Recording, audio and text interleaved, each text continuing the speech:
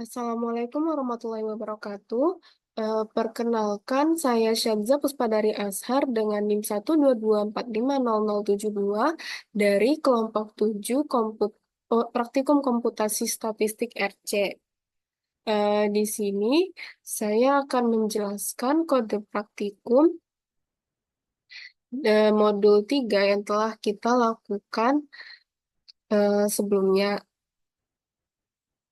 Langkah pertama yang akan kita lakukan adalah memasukkan suatu variabel baru.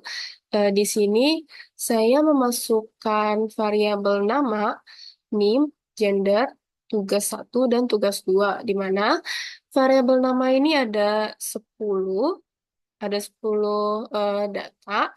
Itu ada Aldo, Bentol, Kresken, dan lain sebagainya. Terus NIM-nya ada 10 juga. Terus gendernya itu juga 10.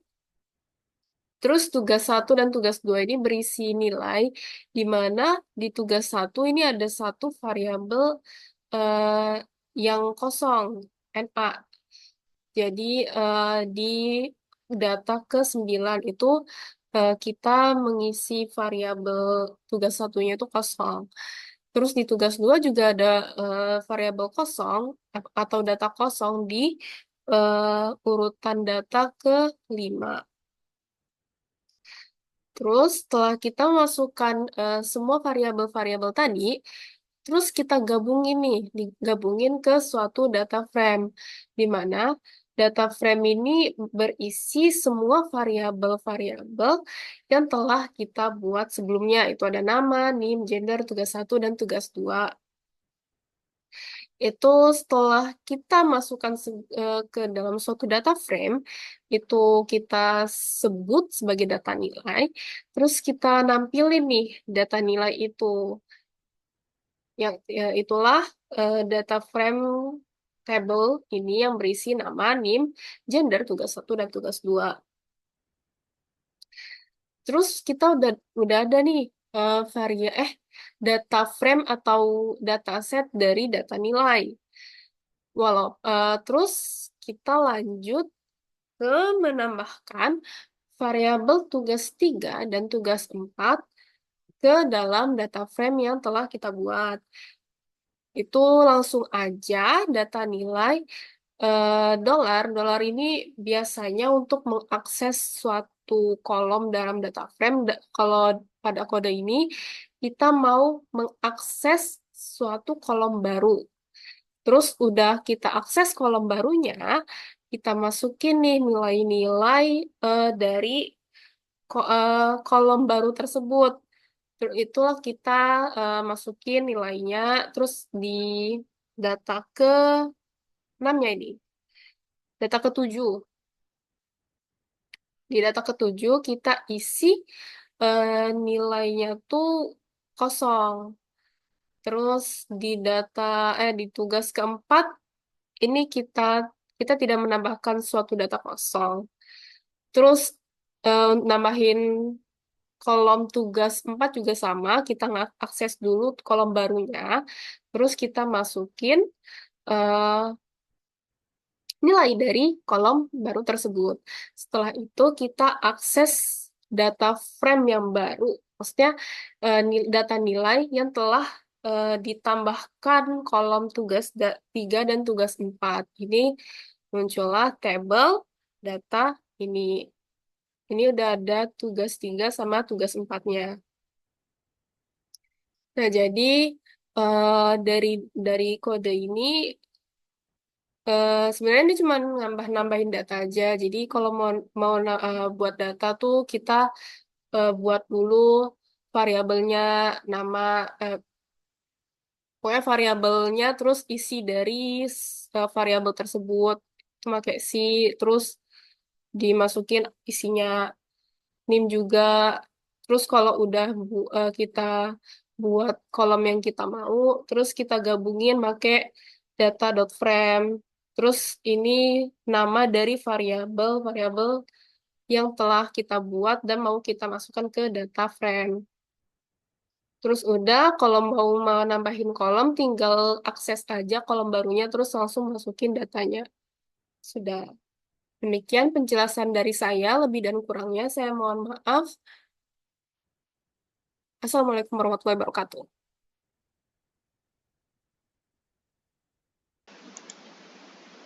Perkenalkan, saya Hermawan Manurut. Saya akan menjelaskan tentang subsetting data. Subsetting data itu dimulai dengan menampilkan nilai dari tugas 2 yang tadi ada di atas. Nilai 2 didefinisikan dengan data nilai tugas 2 dengan memanggil nilai 2. Dilanjutkan dengan menampilkan nilai dari mahasiswa yang bergender wanita. Itu didefinisikan perempuan sama dengan data nilai gender, nilai atributnya atribut gender, dan dengan data nilai itu memfokus ke perempuan. Dan dilanjutkan dengan menampilkan mahasiswa yang memiliki gender memiliki nilai tidak lengkap. Nilai tidak lengkap itu didefinisikan dengan nilai NK sama dengan ISNA, data nilai di pilih tugas 1, ISNA-nya juga ada data nilai tugas 2, ISNA-nya juga ada data nilai tugas 3 dan tugas 4, dan memanggil di akhir ada data nilai ITNK. Dan dilanjutkan dengan menampilkan mahasiswa yang memiliki nilai lengkap.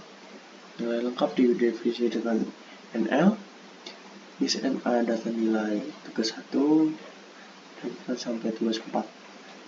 Nilai data yang dimanggilnya itu nilai NL. Oke, dilanjutkan dengan mengganti NA dengan nilai tertentu.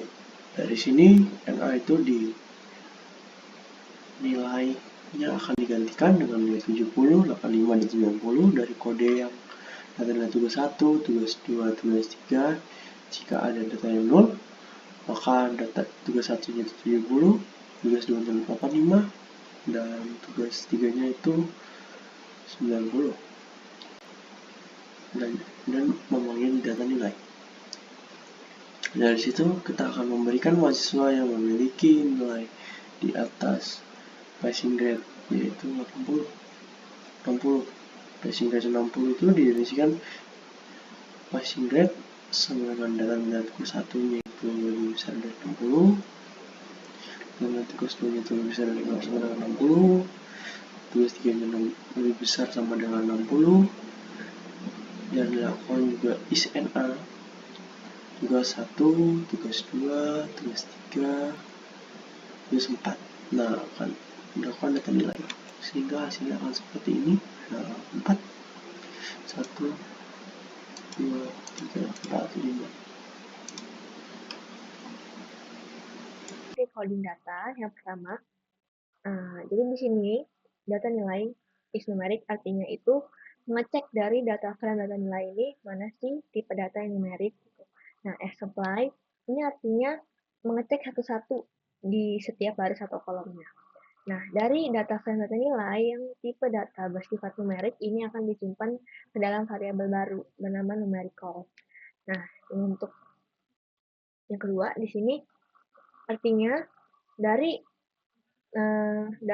variabel baru tadi, numericals dari data frame data nilai, ini artinya kita menjumlahkan semua baris dari tipe-tipe data numerik yang ada di data frame data nilai. Nah, nanti setelah dijumlahkan semuanya, itu hasilnya akan disimpan dalam variabel baru bernama data nilai total. Nah, untuk kajian yang kedua, di sini artinya dari variabel baru tadi yang bernama data nilai total, ini kita akan membuat variabel baru lagi bernama nilai akhir.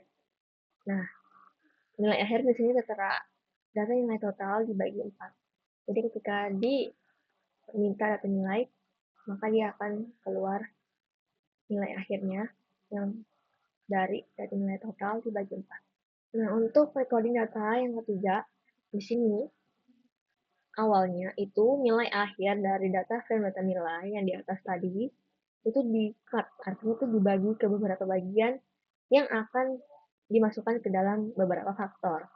Nah, dari hasil tersebut, kita akan simpan ke variabel baru bernama data nilai keterangan. Dan di sini kita ada interval yang menentukan interval, di mana tertera kita buat di sini dari 0 sampai 59 itu labelsnya TL atau tidak lulus. Terus selanjutnya dari setelah 59 berarti 60, berarti 60 sampai 100 labelsnya adalah L atau lulus. Jadi ketika diminta data frame data nilainya akan tertera labels dari data nilainya. Nah, untuk bagian sorting data, bagian pertama, di sini kita order data nilai NIM. Artinya order ini adalah mengurutkan data gitu berdasarkan elemen yang diminta. Jadi nanti ketika keluar dia itu berdasarkan apa yang diminta dari dalamnya ini, yaitu kolom NIM dari data frame data nilai. Nah, hasilnya itu akan disimpan dalam variabel data urut NIM. Nah, data urut NIM ini artinya itu mengurutkan gitu, NIM dari kecil ke besar atau ascending. Nah, di sini jadi ketika kita minta data nilai data urut NIM, kurung siku ini artinya ya udah dia berkeluar hasilnya akan berdasarkan NIM dari yang kecil ke yang besar. Di sini bagian sorting data yang kedua, itu kita order itu mengembalikan nilai indeks dari data kolom yang dipilih. Nah, data kolom yang dipilih ini data kolom nilai akhir dari data frame data nilai yang akan disimpan ke dalam data urut nilai akhir. Nah, data urut di sini artinya kita mengurutkan, tapi dia mintanya discreening. Artinya itu descending, di mana dari terbesar ke terkecil. Nah, kalau misalnya discreening ini nggak ditentukan, kayak seperti ini, tidak ada penjelasannya gitu. Nah, itu otomatis dia ascending. Tapi kalau misalnya dia disertai decreasing gini, artinya itu datanya berdasarkan descending, yaitu dari besar ke kecil. Jadi, ketika dia minta data nilai kurung siku data urut nilai akhir, dia akan mengurutkan data dari nilai akhir yang paling besar ke yang terkecil. Sebelumnya, perkenalkan nama saya Nabila Anilda Zahra dengan NIM 122450063. Nah, saya akan menjelaskan teknik tahapan selanjutnya dari wrangling data, yaitu merging data. Merging data ini adalah proses menggabungkan dua atau lebih dataset menjadi satu dataset berdasarkan kolom yang memiliki nilai sama atau memiliki relasi tertentu. Nah, di sini kode ini digunakan untuk membuat data baru berupa nilai tambah. Nah, di sini dalam nilai tambah ini saya buat ke dalam data frame yang berisi nama, nilai praktikum dengan ini datanya, lalu ada nilai kuis. Nah, ketika saya panggil yang nilai tambah ini ketika di running, nah akan keluar outputan sebagai berikut. Ada kolom nama, nilai praktikum, dan nilai kuis. Lalu selanjutnya setelah membuat data baru, saya akan menggabungkan data nilai yang sebelumnya sudah ada dengan nilai tambah. Nah, ketika saya menggunakan fungsi merge ini, nah akan tergabung dataset yang nilai tambah ini dengan nilai baru yang sebelumnya telah dibuat, itunya nilai praktikum dan nilai kuis. Baiklah, ini untuk tahapan merging data. Selanjutnya, yaitunya tahapan reshape atau proses mengubah. Reshape ini adalah proses mengubah format atau struktur data tanpa mengubah isinya. Jadi isinya nggak diubah, cuma strukturnya atau formatnya saja yang diubah. Nah, tujuannya untuk menyusun data dalam format yang lebih sesuai untuk keperluan analisis data. Nah, dalam konteks ini, reshaping itu melibatkan format data panjang, long, dan lebar wide.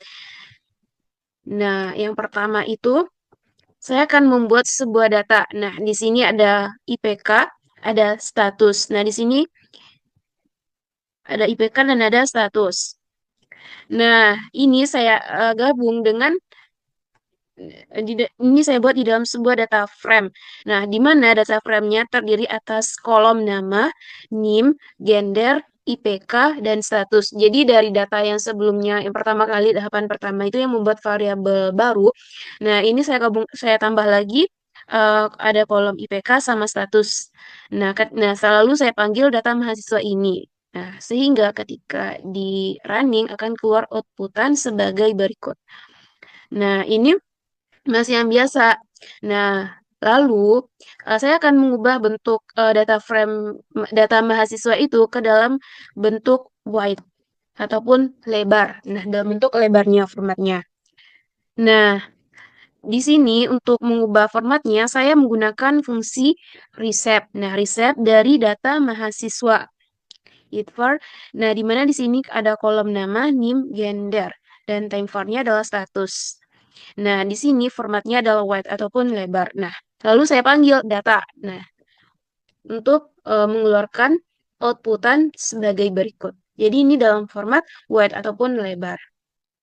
Nah, selanjutnya, eh, nah, pertama kan saya mengubahnya ke wide. Nah, saya ingin melihat gimana sih bentuknya kalau dalam bentuk long ataupun panjang gitu.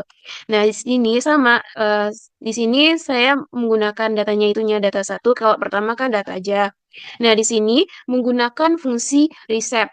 Nah, kalau yang Nah, saya memanggil data karena saya mengubah format data yang ini, maka saya menggunakan eh, di sini saya panggil lagi data yang sebelumnya, yang saya ubah pertama itu ke dalam bentuk white. Nah, kalau di yang mengubah data ke dalam bentuk white itu kita menggunakan di situ tuh kita menggunakan itvar. Nah, tapi kalau dalam pengubahan format ke dalam bentuk long, di sini menggunakan varying. Nah, sama kayak sebelumnya, tapi di sini saya mengubahnya ke dalam bentuk long. Nah, ketika saya panggil data satu, nah, akan keluar outputan sebagai berikut. Nah, ini dalam bentuk formatnya yang panjangnya. Sedangkan yang pertama itu ke dalam bentuk lebarnya gitu. Baiklah, sekian penjelasan mengenai reshape data.